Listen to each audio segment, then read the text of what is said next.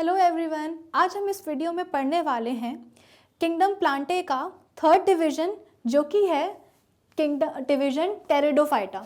हमने स्टार्ट किया था 5 किंगडम क्लासिफिकेशन के साथ, जिसमें हमने मोनेरा, प्रोटिस्टा, फंगाई पढ़ लिया है। हमने स्टार्ट किया था किंगडम प्लांटे के साथ और हमने देखा था कि किस तरह से अलग अलग बेसिस पे उनको फर्दर डिविजन्स में डिवाइड किया गया। उसमें से भी हम अभी तक कौन कौन से डिवीजन पढ़ चुके हैं, टेलोफाइटा पढ़ चुके हैं और ब्रायोफाइटा पढ़ चुके हैं। आज हम इस वीडियो में बात करेंगे थर्ड डिवीजन की, जो कि है डिवीजन टेरिडोफाइटा।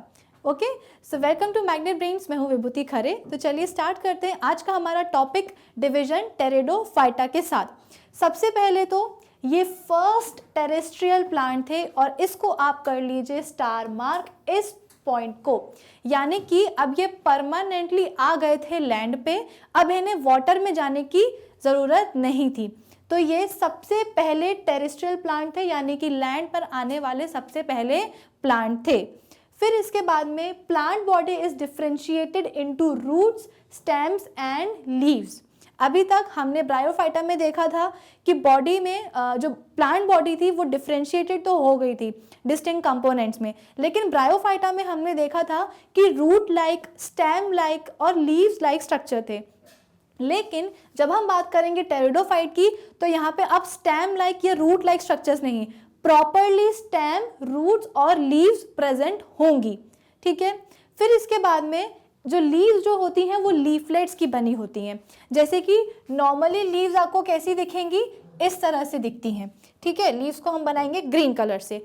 अब टेरिडोफाइट्स की जो लीव्स होती हैं वो लीफलेट्स की बनी होती है, यानी कि ये रही एक लीव्स और ये इस तरह से लीफलेट्स की बनी होती हैं। छोटी छोटी लीव्स लाइक स्ट्रक्चर होती हैं, उन्हें हम क्या कहते हैं, लीफलेट्स कहते हैं, और इन्हीं की ये बनी होती है। जैसे कि आपको ये फर्न के डायग्राम में क्लियरली विजिबल है। ठीक है, ये एक लीफ है लेकिन ये छोटी छोटी लीफलेट से बनी होती हैं। इन लीव्स को हम स्पोरोफिल्स कहते हैं। क्यों कहेंगे? क्योंकि इनके पास स्पोर्स प्रेजेंट होते हैं। इन लीफलेट्स के पास क्या होंगे, स्पोर्स होंगे, और इसीलिए हम लीव्स को क्या कहेंगे, स्पोरोफिल्स कहते हैं। इनके पास वेल डेवलप्ड रिप्रोडक्टिव ऑर्गन्स जो होते हैं वो प्रेजेंट होंगे, लेकिन वो हिडन होंगे। कहाँ होंगे? इन्हीं लीव्स में होंगे और लीव्स के अंदर की तरफ प्रेजेंट होंगे। जब आप प्लांट को उठा के देखोगे आपको ऐसा कोई रिप्रोडक्टिव ऑर्गन नहीं दिखेगा, लेकिन इन लीव्स में प्रेजेंट होते हैं और अंदर की तरफ प्रेजेंट होते हैं, यानी कि वो हिडन होते हैं। फिर इसके बाद में इनके पास specialised tissue for food and water conduction, यानी कि vascular tissues, xylem and phloem present होते हैं। यही तो एक बेसिस था क्लासिफिकेशन का। अगर आपको जब हमने किंगडम प्लांटे को डिविजन्स में डिवाइड किया था तो आपको याद होगा हमने पढ़ा था कि टेलोफाइटा को हमने क्या बोला था कि वेल डिफरेंशिएटेड बॉडी नहीं है, यानी कि डिस्टिंक्ट कंपोनेंट्स नहीं हैं बॉडी में। फिर हमने बोला था कि ऐसे भी प्लांट्स होते हैं जिनमें कि बॉडी डिफरेंशिएटेड होती है डिस्टिंक्ट कंपोनेंट्स में। उसमें भी हमने 2 कैटेगरीज रख दी थी, एक जिनके पास वेस्कुलर टिश्यूज नहीं थे तो उसको हमने एक डिवीजन नाम दे दिया था, उसको हमने बोला था ब्रायोफाइटा।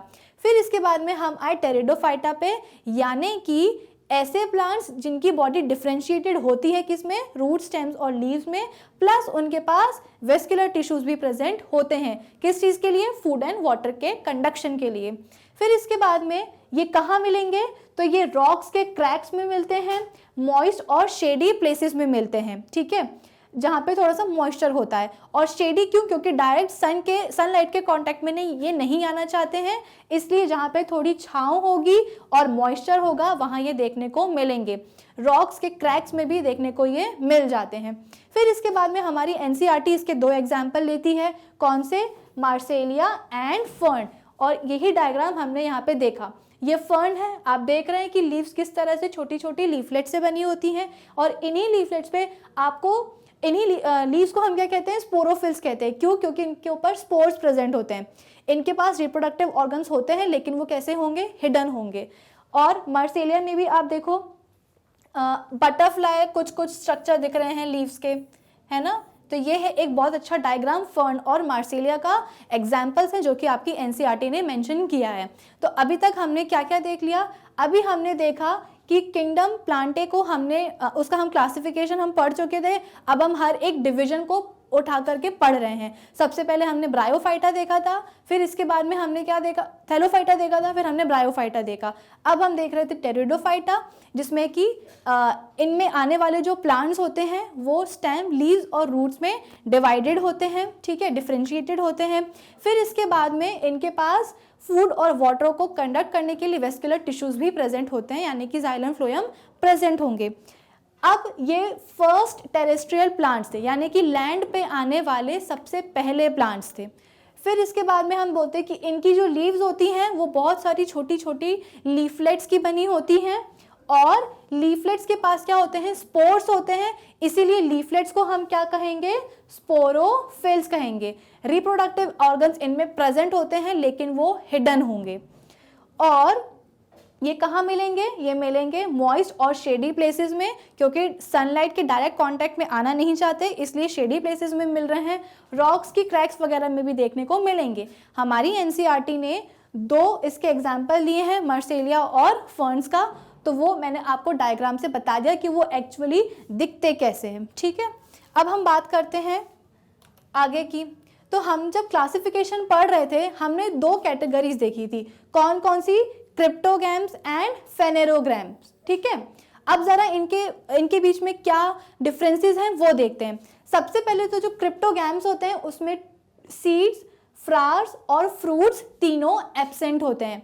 क्रिप्टोगैम्स में फ्रूट्स, फ्लावर्स और सीड्स एब्सेंट होंगे, लेकिन जो फेनेरोगैम्स होते हैं उनमें सीड्स, फ्लावर्स और फ्रूट्स प्रेजेंट होंगे। नेक्स्ट पॉइंट हम बोलते हैं कि इनके रिप्रोडक्टिव ऑर्गन कैसे होते हैं, हिडन होते हैं, छुपे हुए होते हैं, किसमें, क्रिप्टोगैम्स में। लेकिन फेनेरोगैम्स में हम बोलते हैं कि इनके रिप्रोडक्टिव ऑर्गन्स एक्सपोज्ड होते हैं एक्सटर्नल एनवायरनमेंट से। फिर इसके बाद में ये थे लेस इवॉल्व्ड प्लांट्स, ठीक है, इनमें बहुत ज़्यादा इवोल्यूशन नहीं हुआ था, बहुत ज़्यादा कॉम्प्लेक्स स्ट्रक्चर नहीं था इनका। और ये कैसे होते हैं, हाईली इवॉल्व्ड प्लांट्स होते हैं, इनका जो स्ट्रक्चर होता है वो काफ़ी ज़्यादा मॉडिफाइड होता है और कॉम्प्लेक्स भी होगा। इनमें कौन कौन आते हैं क्रिप्टोगैम्स में, इसमें आएंगे थैलोफाइट्स, ब्रायोफाइट्स और टेरिडोफाइट्स। वो सभी डिविजन्स जो अभी तक हम पढ़ चुके हैं, कवर कर चुके हैं, वो किस में आएंगे, क्रिप्टोगैम्स में आएंगे, यानी कि उनके पास सीड्स, फ्लावर्स और फ्रूट्स नहीं होते हैं। उन सभी के रिप्रोडक्टिव ऑर्गन्स कैसे होते हैं, हिडन होते हैं, छुपे हुए होते हैं। और ये लेस इवॉल्व्ड प्लांट्स होते हैं, बहुत ज़्यादा कॉम्प्लेक्स नहीं होता है इनका स्ट्रक्चर, सिंपल होता है, ठीक है। फिर इसके बाद में नेक्स्ट आएंगे कौन से, हमारे फेनेरोगैम्स, जिसमें हमने देखा कि सीड्स, फ्रूट्स और फ्लावर्स इनमें प्रेजेंट होते हैं, रिप्रोडक्टिव ऑर्गन्स इनके एक्सपोज्ड होते हैं और हाईली इवॉल्व्ड प्लांट्स हैं। और इसमें कौन आएंगे, इसमें आएंगे हमारे next 2 divisions of kingdom Plantae, gymnosperms and angiosperms. अब ये क्या होते हैं, कैसे होते हैं, कौन कौन से एग्जाम्पल्स इसमें आते हैं, क्या हम इन्हें डेली लाइफ में देखते हैं या नहीं, इनके फ्रूट्स को हम खा सकते हैं या नहीं खा सकते हैं, ये सब हम देखेंगे कब, जब हम जिम्नोस्पर्म्स और एंजियोस्पर्म्स को पढ़ेंगे। यानी कि हमारे 3 डिविजन्स अभी तक कंप्लीट हो चुके हैं, कौन कौन से, थैलोफाइट्स, ब्रायोफाइट्स और टेरिडोफाइट्स। अब हमारे बचे हैं 2 और डिविजन, जो कि हैं जिम्नोस्पर्म्स और एंजियोस्पर्म्स। जब हम ये पढ़ लेंगे तो हमारा पूरा किंगडम प्लांटे हम कवर कर लेंगे, ठीक है। तो इस वीडियो के लिए अभी इतना ही। कंप्लीट कोर्स के लिए मैग्नेट ब्रेन्स प्लस में ज़रूर अपग्रेड कर दें, और इस टॉपिक के नोट्स आपको अवेलेबल हैं हमारी ऑफिशियल वेबसाइट पर magnetbrains.com पर। Thank you for watching.